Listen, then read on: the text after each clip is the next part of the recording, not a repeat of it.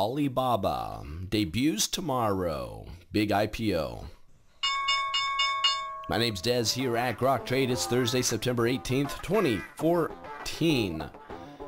And a massive Chinese company, Alibaba, that sells everything under the moon, debuts tomorrow under Baba, B-A-B-A.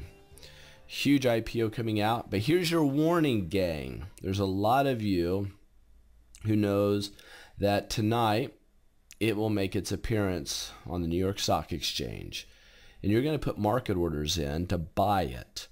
Here's my warning to you. There is a huge amount of individuals out there that's going to want to buy this. What's going to happen is you'll put your order on under a market order, meaning that you will get best price to fill. You will go into the queue, you will go into a line. When the market opens, you may not have your order filled for several minutes. That market could maybe open up 60, 65 bucks. It could open up at 75 bucks, could open up at 80. And then within minutes, you could be at $100. Finally, your order fills, and then that initial splash will quickly die out. Well, you'll have day traders and big time investors move in to sell for a quick profit and will send that stock straight back down. Market orders is an amateur way of going. Become an educated trader. Let us help you know how to trade these sort of volatile stocks in these sort of volatile markets. You have to be educated. The markets today do exceptionally well. The Dow hits it was 3 consecutive days of an all-time high, up over 109 points, over 17,266. The S&P over 2,010. Fantastic numbers. Everyone had a pretty solid day today. Banks confirming today's big move, up more than 1.3%. VIX dropping almost 5%, also confirming today's move. Gold up a bit, silver at break even. The defensive sector, utilities, was off by 0.7%. And taking a look here at the S&P 500, this trend line, let me show you where it drives from. If you go back and draw a trend line on your daily chart in the S&P 500, you need to go back to July 3rd and then lay it across to the second point, which should be September 5th. And here we are, September 18th, right there at that line again. Big time area of resistance. We actually closed back at the previous all-time record high in the S&P 500. So we made an all-time high here. We closed about the same area where we were. I'm going to get rid of my Fibonacci retracement level now. But that trend line is a big trend line. The question is, can we get through it? Maybe we can get some info from the weekly chart. If you look at the weekly chart here, big rising wedge, building a high base. Remember, we were saying that we could start chopping sideways here. Best scenario for the bulls, like me, would be a breakout of this trend line to the upside. However, we start going down and we start challenging this lower trend line, I will be looking to go short the market. The Dow, this is a weekly chart on the Dow, approaching a big time resistance point. Bad for the bulls if it can't get past that line. Here's the weekly chart on the NASDAQ. Went down, tested this support level, came right back up. Big time resistance here at just coming up very, very soon. I think we'll test that going into Friday.